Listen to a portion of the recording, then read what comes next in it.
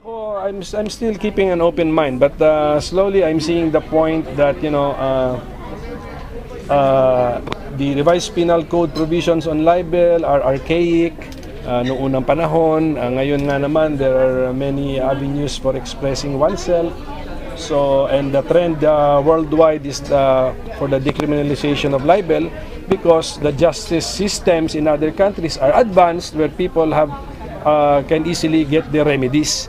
So, tignan na natin if the Philippine justice system is also ready for the decriminalization of libel, because people defamed feel that they also have adequate remedies available under the law. Sir, timeline, kailan po kaya ito may papasa sa committee level? Papasa, no? One more hearing, and then that will be in April or May, and then before June, I think this will be reported to the plenary, or even passed by the plenary. By June, sir? Pass? Yeah, maybe. Kasi because of the overwhelming support. Sa mga kapwa-senator nyo ba, sir, ano pong position nila dito sa decriminalization of libel? Well, there are 11 pending bills. That number shows you the number of senators interested in the decriminalization of libel, or weakening the penalties of libel. Pero sir, anong lumalabas na forma dun sa bill natin? Would you prefer yung decriminalization talaga or yung lesser penalties? Well, if we are going to change the rules on libel, might as well decriminalize. Sir, yung position paper, may ano ba tayo doon?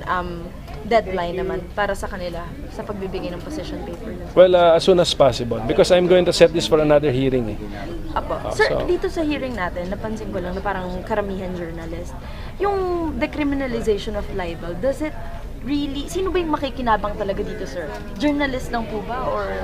Hindi lang to journalists. In this modern day and time where we are all journalists, actually, when we post our opinions on the net, so we will all be benefited if we relax the rules on libel.